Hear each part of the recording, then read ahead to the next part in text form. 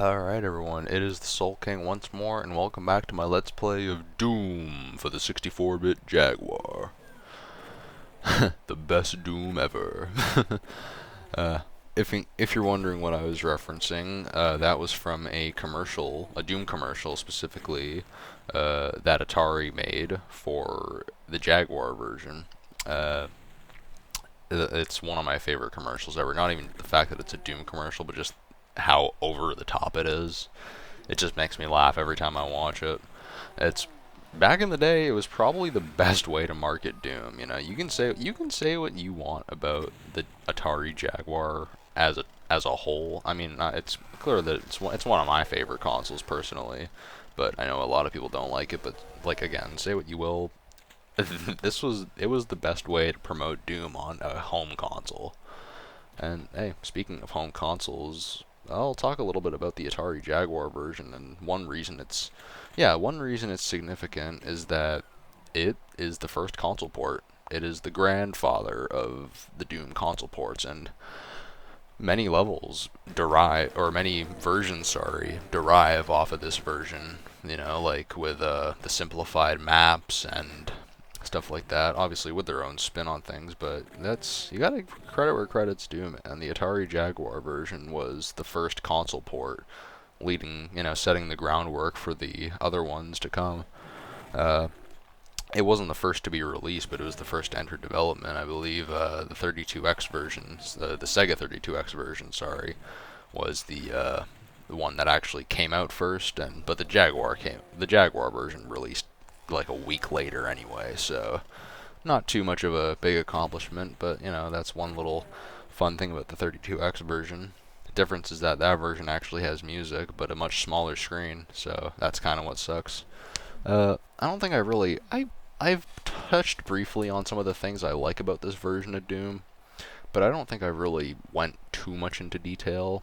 I mean, I think the biggest thing that I really like is probably the controller, because like the Jaguar's controller, I should mention, not just the controller really, I should say the use of the keypad in this version. What's really neat about this release, there you go, first rocket launcher by the way, but anywho, what's unique about this version of Doom, and I think to my knowledge this is the only version of Doom that uses a numeric keypad and has like a official overlay for it, because the Atari Jaguar has this big old number pad, kind of like the ColecoVision that came before it, stuff from like the 70s, right? In fact, I think the Atari Jaguar was pretty much like the last thing to have a number pad like this. But anywho, what's cool about Doom is that each number is assigned to a different weapon, making it very versatile. So you can in this version, you can actually just switch weapons on the fly instead of cycling through them with like L or R. And I just think that's kind of a cool little tidbit about this version. And that's it'll sound funny, but it's one of the reasons I prefer this version of the game compared to other console ports. You've probably noticed it by now, but performance-wise, this version is also really good, especially when you factor in the time that it came out. For number one, a very niche console that was difficult to program for, but two, like it runs at like a good 20 frames a second, I believe. And that's one reason that the music was cut off. I did mention that briefly in my first part, but that it was to prioritize performance, but if music had been in here, the performance likely would have been a lot worse. So there's that. There's a couple other Jaguar games actually that lack music, and I think the one example I can think of is actually Cybermorph, which doesn't have any music, but it plays really nice. I'll have to do a playthrough of that game maybe, or a live stream. I also do stream on Twitch. Once you pick up that blue key, those enemies will come out and basically break shit. Yeah, speaking of, I don't know if I even mentioned the level we went through. We are currently through level 3. This is the Toxin Refinery.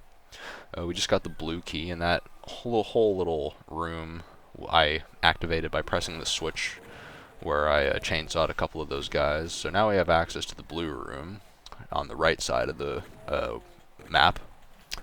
So we're actually not going to be going to level 4 through this path, though. There's actually two ways you can exit this level in particular.